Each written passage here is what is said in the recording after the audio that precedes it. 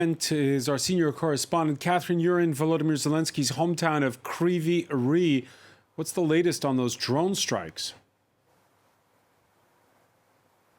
A second day of deadly strikes across Ukraine, this time targeting a lot of critical infrastructure. So there were strikes in the early hours of the morning here in Kryvyi Rih, the hometown of President Volodymyr Zelensky, of course, in Kiev, but in towns and power plants across Ukraine again. So in Zhytomyr, which is west of the capital, Kiev, that town was cut off from water and electricity for a very long time. In the third city of Dnipro in the east as well, there were strikes, and down in the south of Mykolaiv. So again, for the second day in a row in this latest round of Russian strikes on Ukraine, Russia continuing to target not only cities, but, this infrastructure, which is so crucial to keeping Ukraine going.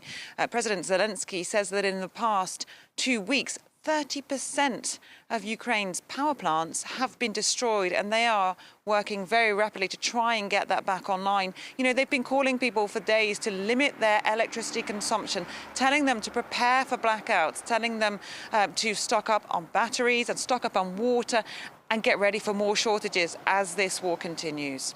Yeah, the strategy clearly, say the Ukrainians, is to try to freeze the country this winter. That's right, and that's something we've been hearing from Ukrainian officials right across the board.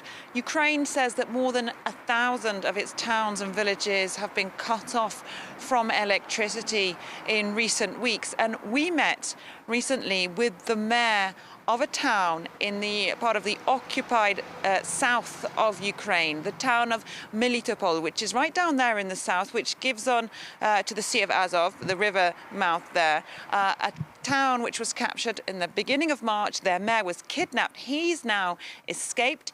He's in Ukrainian controlled territory, and he told us that people there are really suffering because they've been cut off from power supplies for a very long time, and that they're very worried about the humanitarian situation there as winter sets in. Take a listen to Ivan Fedorov.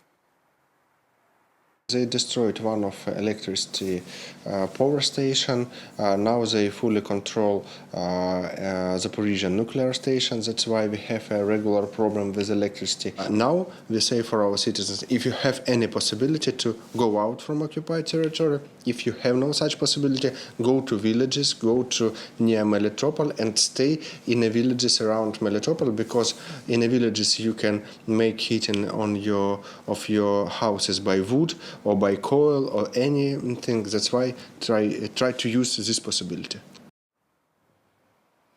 So the mayor of Melitopol in exile telling people there to get out into the countryside where they can use wood to heat their homes and stay away from fighting. He says he's staying in contact with people there in the resistance as much as he can, and very much hoping that Ukrainian forces will push down there soon. Although, of course, he wouldn't give any details on that. There's a bit of an operational blackout on the latest military movements down in the south. Catherine Norris-Trent reporting live from Kryvyi Rih in the center of Ukraine.